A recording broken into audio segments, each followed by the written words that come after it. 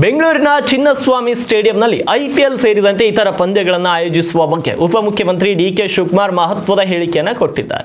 ಕರ್ನಾಟಕ ರಾಜ್ಯ ಕ್ರಿಕೆಟ್ ಸಂಸ್ಥೆಯ ನೂತನ ಅಧ್ಯಕ್ಷ ವೆಂಕಟೇಶ್ ಪ್ರಸಾದ್ ನೇತೃತ್ವದ ತಂಡದ ಪದಾಧಿಕಾರಿಗಳು ಮುಖ್ಯಮಂತ್ರಿ ಸಿದ್ದರಾಮಯ್ಯ ಮತ್ತು ಡಿಕೆ ಶಿವಕುಮಾರ್ ಅವರನ್ನ ಬೆಳಗಾವಿಯಲ್ಲಿ ಬುಧವಾರ ಭೇಟಿ ಮಾಡಿ ಪಂದ್ಯಗಳ ಆಯೋಜನೆಗೆ ಸಹಕಾರ ಮತ್ತು ಅನುಮತಿಯನ್ನು ಕೋರಿದ್ದಾರೆ. ನಂತರ ಮಾತನಾಡಿದ ಡಿಕೆ ಶಿವಕುಮಾರ್, ವೆಂಕಟೇಶ್ ಪ್ರಸಾದ್ ಹಾಗೂ ತಂಡಕ್ಕೆ ಸರ್ಕಾರ ಅಭಿನಂದನೆ ಸಲ್ಲಿಸಿದೆ. ಬೆಂಗಳೂರಿನಲ್ಲಿ ಐಪಿಎಲ್ ಪಂದ್ಯಗಳ ಆಯೋಜನೆ ಕುರಿತು ನಾಳೆ ನಡೆಯಲಿರುವ ಸಂಪುಟ ಸಭೆಯಲ್ಲಿ ಚರ್ಚಿಸಿ ತೀರ್ಮಾನ ಕೈಗೊಳ್ಳುತ್ತೇವೆ ಅಂತ ಡಿಕೆ ಶಿವಕುಮಾರ್ ಭರವಸೆಯನ್ನು ನೀಡಿದ್ದಾರೆ.